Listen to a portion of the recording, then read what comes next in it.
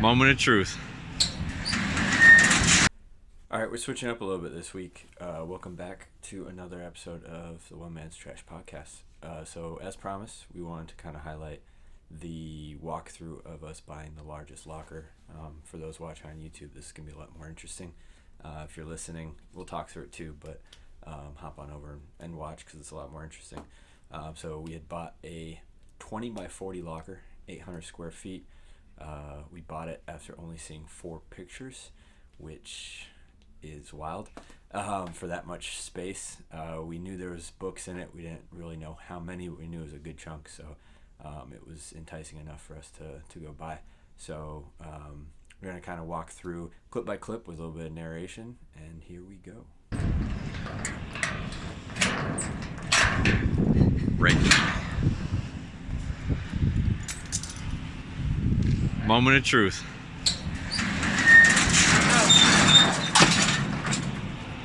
Jeez, look, it's over there. What the hell have we done?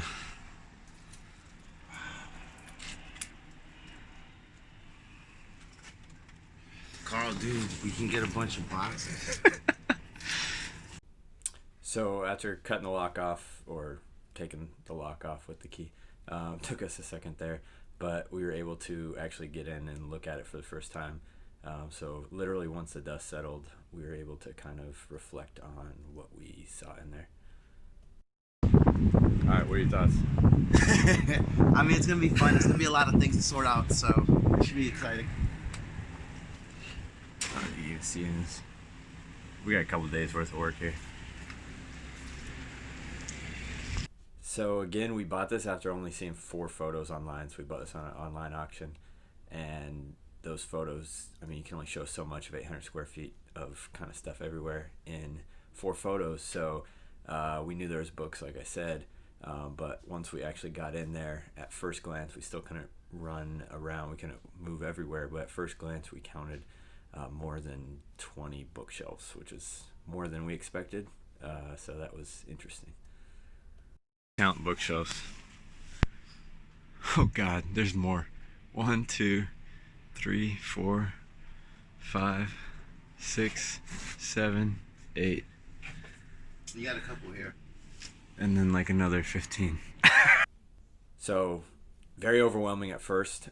We spent the first hour really kind of creating a walkway first of all, because it was very difficult to walk anywhere in there. So we kind of maneuvered straight down the middle, taking it in. So spending that first hour just looking around, having some fun, but no, we need to get to work. So creating that space, kind of dividing, and then loading up. We didn't have a truck yet, so loading up the cars and taking some, whether it be lighter things or just larger lighter things that are easy to take in the car, just to be useful with our time as we're excavating that space. So it ended up being a lot of golf clubs first off, and then some of the some boxes of books.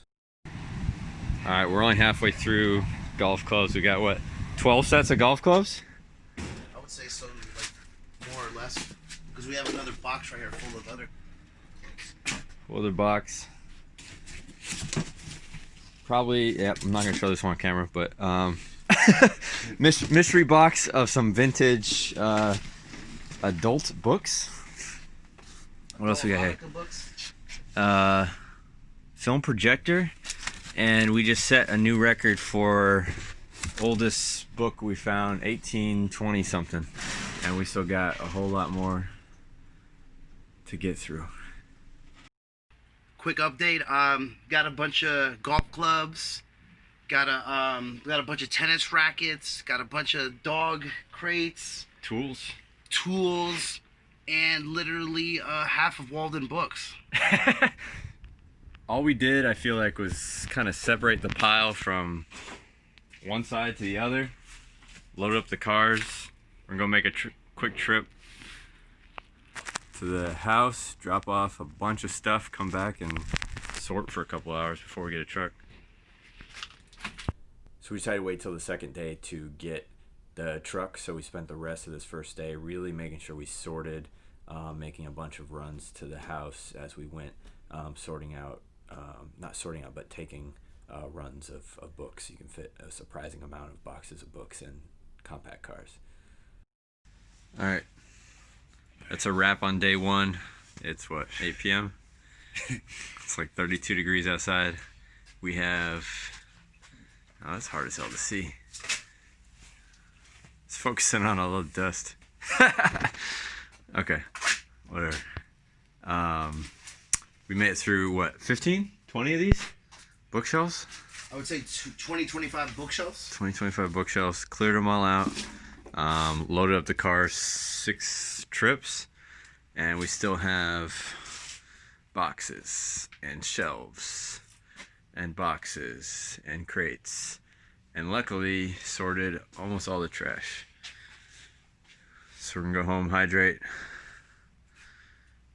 Probably go scan a few books, record an actual podcast episode, and then be back bright and early. First thing on day 2, we rented a U-Haul, went straight to the locker, and kind of had a game plan. So we really wanted to focus on getting the empty bookshelves out. So in taking all those trips with our car the first night, unloaded almost all the bookshelves except for the loose books. So a lot of them were already in boxes, luckily. And so really focus on loading up that truck, getting the bookshelves out so that both to help ourselves space visually, it looked a little emptier. It actually cleared a lot more space, helping us sort the rest of the stuff that may not have been as organized. We did a quick, not quick, but we did a time lapse of us unloading those just to kind of show how quick it cleared out. And it took about an hour to get, 15, 20 of the bookshelves out of there.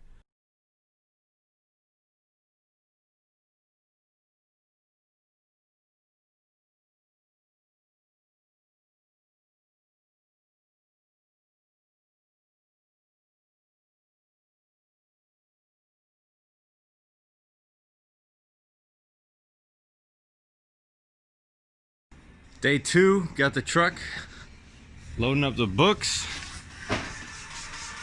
Jimmy at work. Oh wow! It's the first trip with the books, and we're gonna clear these bookshelves, and one more dump trip.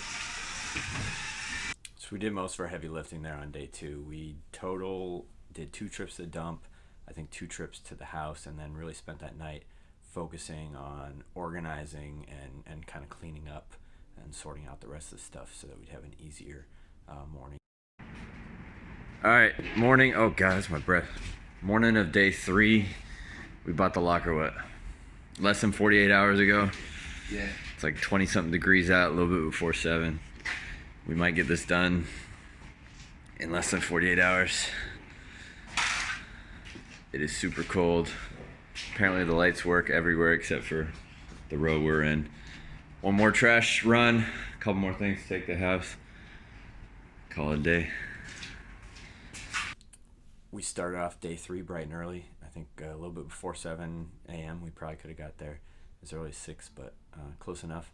No one's counting. Our goal was to hit this all within 48 hours. So even though I say day 3, day 1 we had started kind of late morning or noonish. So as long as we were finished by 11 or noon, that was our goal, to be done with everything and have the truck returned. So what we had estimated was we had enough stuff mostly sorted. We would need to make one more trip to the dump that morning and then come back to the locker, load it up with the remaining stuff to keep, run it to the house, and then go drop off the U-Haul to return it and be done. 1 hour later, what, hour 15? Yeah. Give or take. Got a baseball bat.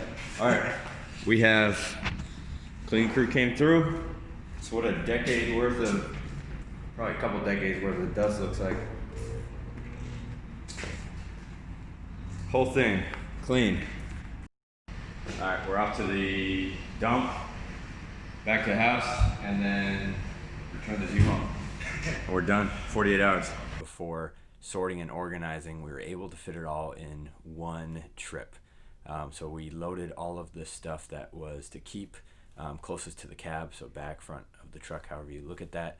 And then in front of that, next closest to the door, towards the back, we put all of the trash, so we were able to push that out into the dump, and then carry on straight from the dump to the house to unload the rest of the keeping stuff.